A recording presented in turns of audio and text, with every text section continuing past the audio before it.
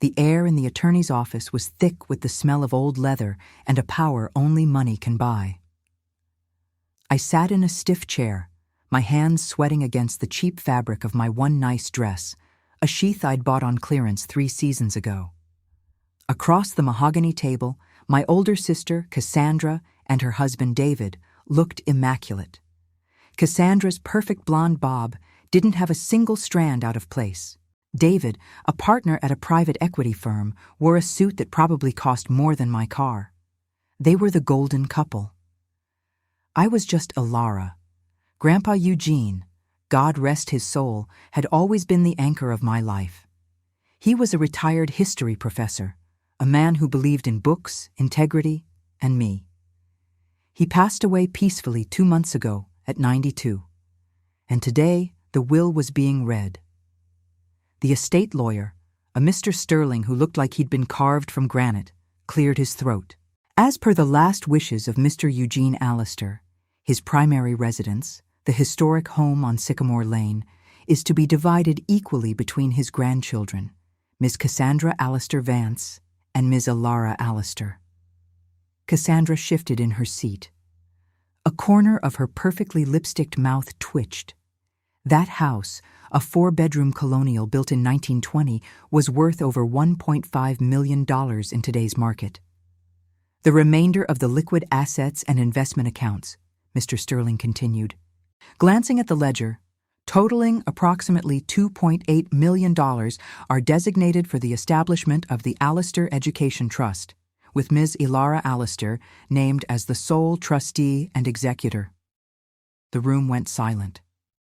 I felt a dizzy rush. The executor.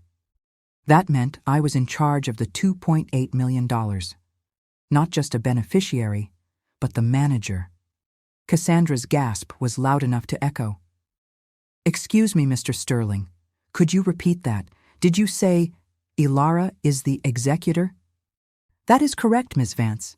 Mr. Allister named his granddaughter, Ilara, as both trustee and executor of the Education Trust." He looked directly at me. "Congratulations, Ilara. This is a significant responsibility." I could feel Cassandra's gaze burning into me. It was the same look she'd given me when she caught me wearing one of her sweaters in high school, a mixture of possessiveness and total disdain. David leaned forward, his voice a low, smooth rumble. "Mr. Sterling, with all due respect, Ilara has, shall we say, a less than stellar track record with finances. She's an artist, isn't she? A ceramics teacher at a community center? Has Mr. Allister's mental capacity been recently assessed?" Mr. Sterling's granite face didn't move. Mr. Allister's final will was executed last year, following a complete psychiatric evaluation. He was deemed fully competent. The terms stand. My sister finally spoke, her voice laced with venom. "This is not what Grandpa wanted. He was confused. This is not fair." I stayed silent, clutching the simple gold locket Grandpa had given me. I knew why he did it. Cassandra and David already had their kingdom, the high-powered careers, the luxury cars, the gated community. I was the one who needed the means to make a difference, and he knew I would use the money exactly as intended, to fund scholarships for students just like me, those from working-class families trying to get their first break. 3 weeks later, the gloves came off. I received a registered letter from Cassandra's attorney, a sleek firm downtown that charged by the minute. The letter was a notice of contest. They were challenging the validity of the entire will on the grounds of undue influence and diminished capacity. The claims were vicious. They alleged that I, a financially unstable and manipulative individual, had isolated Grandpa Eugene in his last years and coerced him into altering his will. The filing included an affidavit from a former neighbor claiming Grandpa had complained about me pestering him for money. A blatant, calculated lie. My teaching job offered barely enough to cover rent and student loans. I certainly couldn't afford a lawyer to fight a firm like theirs. The stress was immediate and physical. I couldn't sleep. I felt the familiar weight of being the lesser Sibling, the artist, the dreamer, the one who didn't go to an Ivy League school, crushing me. Then David called. "Ilara, listen," he said, his tone shifting from professional hostility to patronizing concern. "We don't want to hurt you, but you know the truth. You can't manage a multi-million-dollar trust. We're offering a settlement. You resign as executor and trustee immediately. We'll drop the suit, and in exchange we'll give you a clean $500,000 buyout.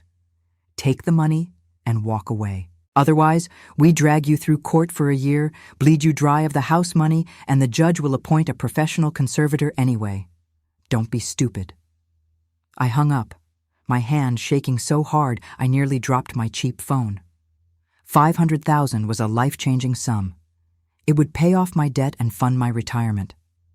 My best friend, a paralegal at a corporate firm, begged me to take it. "Ilara, they will destroy you. They have the resources. Settle now." I walked over to the desk in my small, cluttered studio apartment. On it sat an old, worn copy of Gibbon's The Decline and Fall of the Roman Empire, a gift from Grandpa. Inside, I'd found a single handwritten note on a yellowed index card. "When you are in a fight, Ilara, never forget to read the fine print. And never, ever let them steal your foundation. Keep records. Always." That night, I opened the safe deposit box I'd inherited. Inside, along with a few family jewels, was a thick, meticulously organized binder, the Eugene Allister Trust documents and corroborating evidence. Grandpa Eugene was not just a professor, he was a methodical man who had taught me the value of documentation. He'd taught me to save, and he'd prepared for this very moment. The binder wasn't just a copy of the trust, it was the trust's history. I turned to the section labeled Contingency and Penalties, and there it was, stark and cold, on page 37, section 4C. Should any beneficiary of this trust knowingly or maliciously initiate, sponsor, or aid in any legal proceeding intended to invalidate this will or to materially and substantially alter the designated distribution of assets, such beneficiary shall immediately and irrevocably forfeit all claims and interests in the Allister estate, and their designated share shall be immediately and permanently added to the corpus of the Allister Education Trust. A no-contest clause. And an aggressive one. I called the best estate litigator I could find in town, a no-nonsense woman named Ms. Chen. I sent her a scanned copy of that one page. She called me back an hour later. "Ilara, this is ironclad. They filed a contest to materially alter the designated distribution, i.e., your role as executor and the $2.8 million trust. Their claim is malicious and intended to enrich themselves. They knew they'd get the house, but they wanted the cash too. If the court validates this clause, they lose everything. The entire house goes to the trust." "Are you sure?" I whispered. "I'm sure. But you have to prove their case is without merit. You need to prove they knew the will was sound and that they are contesting it purely for self-gain." I went back to the binder. Grandpa's receipts, his letters, his calendars. The contest claimed I had isolated him. But the binder contained a detailed log of his life, created by him. Exhibit A, the isolation lie. Grandpa's calendar notes, filled with entries. Lunch with Ilara, discussion on trust investments. Zoom with David, discussing his new firm. Call with Cassandra, her Florida vacation plans. He was actively engaged with both of us. But more damning, a series of certified mail receipts from 6 months before he died. The recipient? Cassandra Vance. The subject line? Final review of trust and no contest clause. He had sent her the final version, including the forfeiture clause. She knew it existed. Exhibit B, the diminished capacity lie.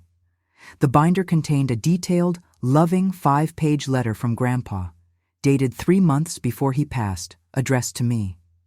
It didn't talk about money. It talked about why he chose me. "They seek wealth. You seek purpose. The world has enough kings, Ilara. Be a builder. I've given you the tools and the grit. Use them to help others. That is the true legacy. This letter, along with the physician's final competence report, destroyed the diminished capacity argument. Armed with my binder, Ms. Chen filed my response.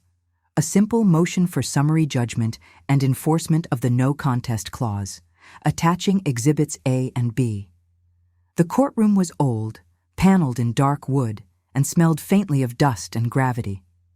Cassandra and David sat opposite us, their attorney, a man named Mr. Harrington, looking unnerved by the paperwork Ms. Chen had filed. The judge, a formidable woman with gray hair pulled back in a severe bun, read the motion silently.